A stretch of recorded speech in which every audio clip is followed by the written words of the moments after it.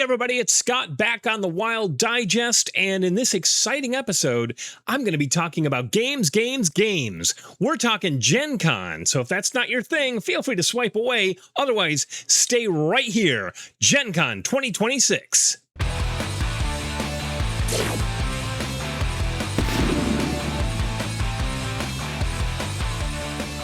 Welcome back, everybody. This is Scott, and this is the Wild Digest. And I just returned from Gen Con 2026, flew back yesterday.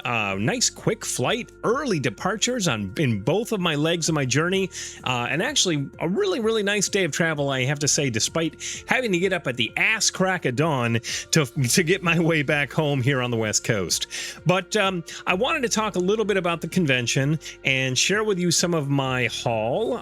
Yes, I picked up a few things this year, not too many. I don't know. That's up to you to decide. But I've got a bunch of stuff I wanted to show off, and I know a lot of you like haul videos, so this is for you.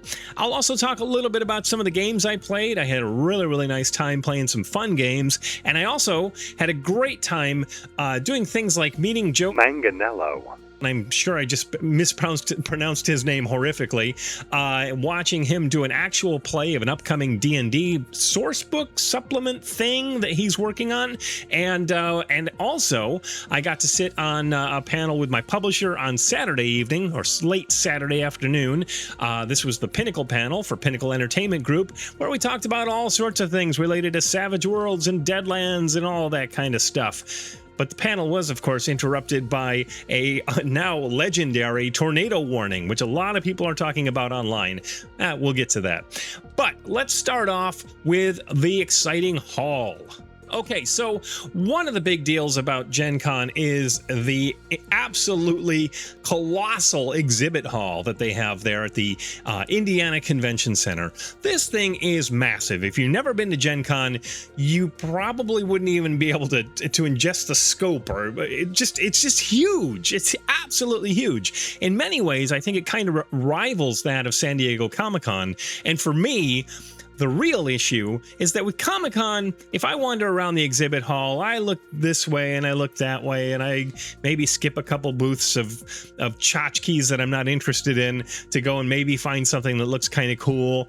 But with Gen Con, for the most part, I'm looking at almost every single booth in that hall, which can take a long time, especially considering the convention attracts like 70,000 attendees. So it is butt to gut in that place, but it is so much fun, and there's a lot to see and a lot to do and a lot to touch and a lot of great people to talk to about all of their various products. So let's go through some of the fun stuff I picked up this year. It's all role-playing game related, so if that's not your thing, you can. But if it is your thing, stick around, because we're going to go through some really fun stuff. I actually, in looking at this stack, Goodman Games made out pretty well, thanks to me this year. I think I bought a few things from them, and I'm not apologizing for that whatsoever, because I love Goodman Games. They're the publishers of Dungeon Crawl Classics, Mutant Crawl Classics, X-Crawl Classics, and a whole host of other really fun and exciting things. But we'll get to that stuff in just a moment. Let's start right off with dice. If you're going to go to a game convention, you've got to buy dice. Every year, there is a company that produces Gen Con themed dice. The Gen Con logo is on the D6, or rather, it's on the 6 face of the D6. And I believe they also stick a little Gen Con logo on the 20 on the D20, this 20-sided die. I almost without fail will pick up a set of these dice just in commemoration of the event. And so I went to their booth this year, and they had 2 sets that they had produced. One does not have the Gen Con logo on it, but it does have a cool dragon logo on the 20 on the D20 and on the 6 on the D6. And each die also contains a little tiny dragon, a little like miniature dragon. These red dice, I don't know, well, that came out pretty good. You can see they come in a neat little castle box. Very attractive. red, somewhat sparkly, I think.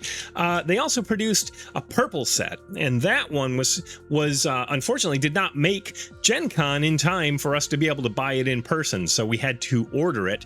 They're saying that it will probably get to us within a couple of weeks, so I ordered 2 sets, one for a friend of mine, one for me, and when I get them, maybe I'll show them to you. But those ones actually do have the Gen Con logo and a tiny little dragon inside those as well. So pretty exciting stuff. All right, so that was the first set of dice that I bought, or rather the only, well, no, not only set, but the only Gen Con exclusive set that I bought.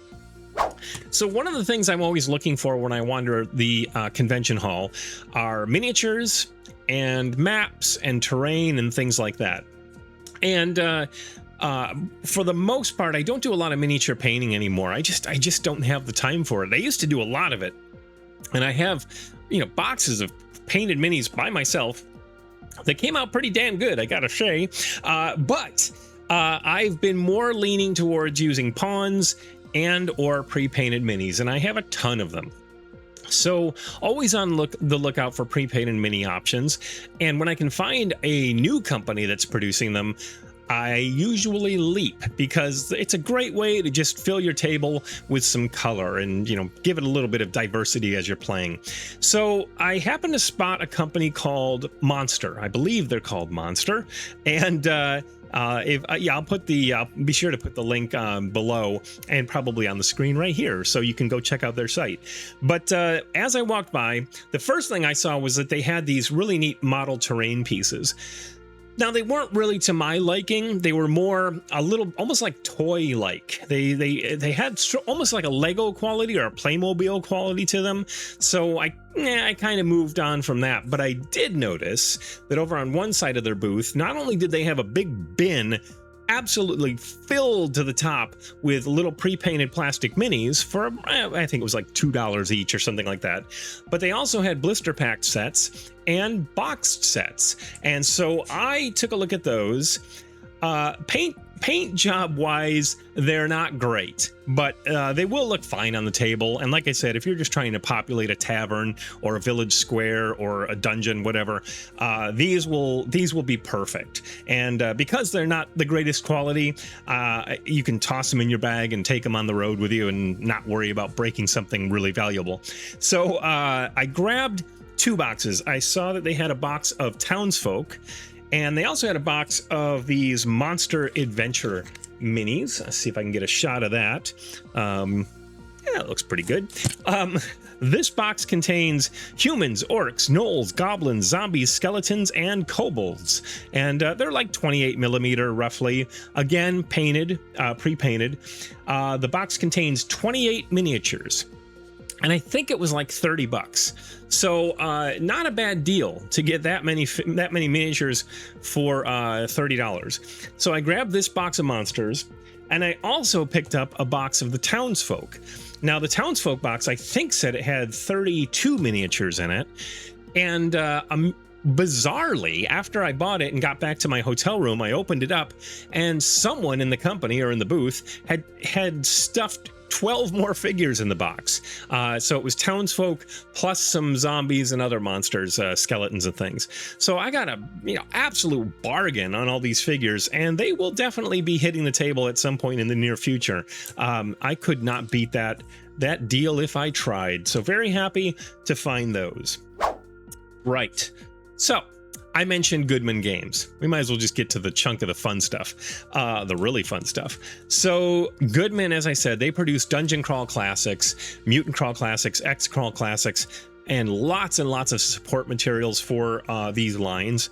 They also release anyway and package up their own dice sets. Now, the thing about Dungeon Crawl Classics, Mutant Crawl Classics, if you're not familiar with them, it's aesthetically very retro in its presentation, but the mechanics are kind of like Dungeons and Dragons 3.0. That's sort of when they were first developed, and you can detect certain elements in their game that were lifted away from 3.0 D&D. But what makes it really, really weird is that they use sets of funky dice. And what do I mean by funky dice? So, like I showed you in the beginning, where's that set? This is your typical 7-die set that you would use for most role-playing games, Dungeons and Dragons, etc. That would include a D4, a D6, a D8, a D10, a percentile die, a D12, and a D20. That's 7, right? Yeah, 7. The funky dice sets for Goodman Games products, for Dungeon Crawl Classics, etc., are a little bit different. These sets contain 14 dice. And I'm not going to list all of them because I always forget certain ones, but we're talking D3, D4, D5, D6, D7, D8, D10 percentile, D12, D14, D16, D20, D24, D26, and D30. I think that's all of them. Woo! Wah, I got them. I have a whole bunch of these. I'm very happy to own a whole bunch of these. But when I was going to play a game of Mutant Crawl Classics, and they run a lot of their games right on the right on the field of Lucas Oil Stadium, the home of the Colts. And so you're actually gaming on the field in the stadium. It's kind of amazing, and you would think it would be noisy. It's not. It's really, really acoustically amazing. I'm going to say amazing a lot in this video.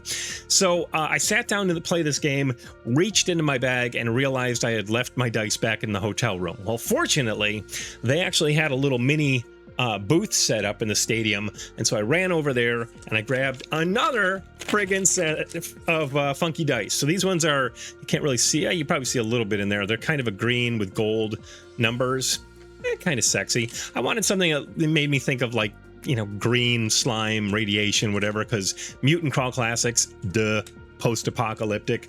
So I grabbed this set, and while I was over there, because I didn't actually have a copy with me, I picked up the 7th printing of the core book, Mutant Crawl Classics. This is a big chunky book, big chunky rule book, and if you look on the back, the retail is $24.99. But at conventions, Goodman Games sells these for $10. So I very, very happily grabbed another copy of this. I have the first printing in hardcover, and I know that they've done some slight updates and changes since then. Not dramatic, but just enough to make it easier to just go ahead and grab a copy of the latest printing, which is what this is. So I got this and the funky dice set, and off we went. I'm going to set this down in another place so I don't make a disastrous pile on my desk. Another game that Goodman publishes is called X-Crawl. And X-Crawl is effectively a dungeon crawler type of game, but it's set in this dystopian, nightmarish future where your characters are a team running through sporting events that are effectively dungeons. So you run through these dungeons, you have to avoid traps and monsters just like a normal dungeon crawl, but you also have to contend with sponsorships and advertising and all that kind of stuff, and your fellow teammates and supporting them in certain ways. And this is the X-Crawl Classics rule book, and again, a very big chunky paperback. On the back of this one, $29.99. But just like that Mutant Crawl Classics, $10 at the booth. So I picked this one up at the Goodman Games main booth in the exhibit hall. A friend of mine, Jim, is going to hopefully be running X-Crawl for us. So kind of figured I'd better grab a copy for cheap. All right. Goodman also, as I said, produces lots of support material for their various games. And so I picked up a few modules and a couple other books. I'll just go through these really quickly. This was kind of fun because I do game weekly, and sometimes we're at a loss for what we're going to play that night. So this is just 2-page dungeon delves. It's 20 plus short little adventures, or at least adventure seeds. So you can just kind of read through this really quickly and have your players rolling some dice and discovering new high adventure. Grab that. Grabbed a couple of adventures for Dungeon Crawl Classics. This is a level 2 adventure called Mother of Monsters, and you can see the artwork for Dungeon Crawl Classics is totally rad. It's very cool. It's dark and creepy, but it's just gonzo. Gonzo is the word they tend to use. So this one I couldn't pass it up. Mother of Monsters. For those collecting at home, it's number 112. So you can see they've been publishing these things for a while. And then I grabbed this really shorty, Trials of the Trapmaster's Tomb. It's number 106. And this one is a level 0 funnel. And Dungeon Crawl Classics and Mutant Crawl Classics, in fact, including also X-Crawl Classics, they do a thing called a funnel, and it's basically either a fun way to open up your campaign by having players play multiple 0-level characters, usually 3 or 4 at the start, and as you go through the adventure, you whittle your characters down until you're left with potentially just one, and that will be your first level character. And 0-level funnels are incredibly dangerous, and your 0-level characters often will only have like 1, 2, 3 hit points, which means one successful attack on you and he's gone. So it's a lot of fun. I love doing them. There's lots of funnels out there for their various systems, and in fact right now they have a Kickstarter for a new hardcover collection of funnels, and I think they're already have over 20 different funnels for your game table. So there's a lot of fun coming in that product alone. What I also got from them was a Mutant Crawl Classics source book. It's really thin though, but it's the Book of Monstrous Mutants. You can probably guess what's in there. Just a collection of monsters. And Goodman also produce, every year they produce a yearbook. And these are fun. They're like a retrospective of the previous year for the company. They will have lots and lots of photos from different conventions inside. They'll have sort of a statement from the owner, Joseph Goodman, perhaps a couple articles from some of the company's well-known writers, and even sometimes adventures and monsters and other stuff that they squeeze in there. They're really nice. They're full color. This was last year's. I didn't attend Gen Con last year, but fortunately they had some copies of this, so I grabbed a copy of yearbook number 12. And amusingly, as I was sitting in my hotel room flipping through this one night, I discovered that on page 69, no comment, hopefully you can see that, there's a picture of me. Can you see that? Look at that. That was from Gamehole Con in 2024, I think. So that was a nice, fun surprise. And then I got the brand new yearbook. This is volume 13. This is this year's, and it's great. Fun stuff. And then is this my last? No, I got a couple more things from Goodman Games. This is, well, let me preface it. So a few years ago, Goodman published a terrific hardcover book called How to Write Adventure Modules That Don't Suck. It's right over here, so I had to look at my shelf.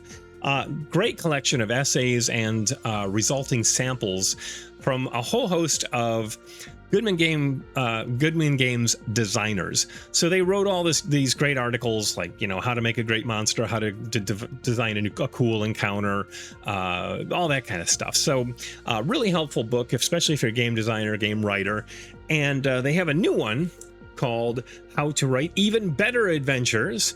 And this one has a whole host of guest contributors, a lot of people that you may actually know of, like Ed Greenwood, Luke Gygax, the son of Gary Gygax.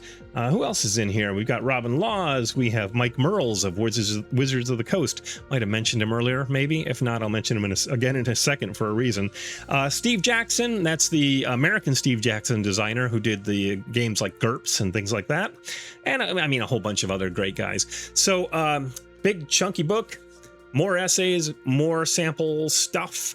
Just a good thing to dive into, and nice and easy to be able to pick that up and read through an essay once in a while for inspiration. The last two Goodman Games items I got, and I'm almost, oh no, you know what? Let me show you. I got to show you the really cool thing I got from Goodman Games. So I told you about the funky dice. Well, when you have all those dice on the table in front of you, sometimes certain ones can look remarkably similar to others. So the D14 and the D16 look very similar. The D20, the D24, the D26 also can look quite similar. and it's difficult to organize them if you're just laying them out on the table. Well, Goodman Games has worked with this company. Boy, is there a name on it? Dirty Woods. I think that's them. Dirty Woods, maybe. I'll try to find the correct URL for that and put that up here as well. But anyway, they've done these remarkable, beautiful wooden boxes, whole variety of finishes. They have Dungeon Crawl Classics logos. They have Mutant Crawl Classics logos you can also get. And you can hear there's something in there. These are magnetic. They're magnetic. If I can open this without embarrassing myself. There we go. When you pull it off, you have one side that is lined with velvet, and this is, or felt rather. Or is that velvet? No, it's felt. One side is lined with felt for a dice tray, so you just put that on the table in front of you. You can roll your dice in that. And then you organize all your dice like so. Look how cool that is. So yeah, you can just immediately see which die you need, pull it out, roll it, and then drop it right back in the box so that you can keep yourself organized at the game table. And this came in a nice cloth bag, so it wasn't cheap, but I had to have one. All right, that's it. No, that's not it for Goodman Games, because I have two freebies I wanted to show you. So the first one, there is a fanzine that becomes a book called the Gong Farmer's Almanac, and it's a Dungeon Crawl Classics fanzine. And the guys who do this did a 2026 Gen Con exclusive, which is this little booklet here. And I got a free one while I was at the convention, and it was 6 of 100. So fun little collectible item for freebies. And then I also got as a prize in a game I was playing, a bestiary of children's nightmares for Dungeon Crawl Classics. This was a roll-off thing. We basically just all rolled our dice. Whoever got the highest number got a copy. And this is hysterical. The designer of this created a whole bunch of monsters and then had his kids illustrate them. So if you, oh, there you go. You can see that. That's just amazing. So that was really fun to get. And I really only have, what is it, like 3 more items, and then we're done with my Gen Con haul.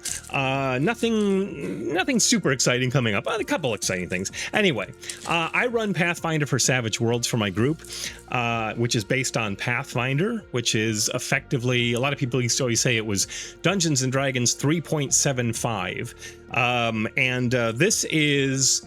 the Savage Worlds version allows people to explore their home world of Golarion using the Savage World system. It's totally official, 100%, and yeah, it's available through Pinnacle Entertainment Group. So really, really cool system and setting. Well, I visited the Paizo booth and looked at some of their stuff, and they actually had this neat little blank book it comes with a pen, a branded pen, and this art is the exact same art that is used on the cover of the core book for Savage Worlds Pathfinder, so I had to grab it because it'll look great in my kit. And 2 last things, and that's it, from the Free League booth. And Free League publishes the Alien role-playing game and a game called Vaesen, and what else do they do? I think they do Blade Runner, a whole bunch of really cool, very popular game systems. They distributed this, and it's a pretty neat little book. I couldn't help but grab it. It's called Frontier Scum, Acid Western Role-Playing. And had I known how expensive it was, I probably would have passed on it. But I'm glad I grabbed it because it's pretty interesting. It has lots and lots of tables inside.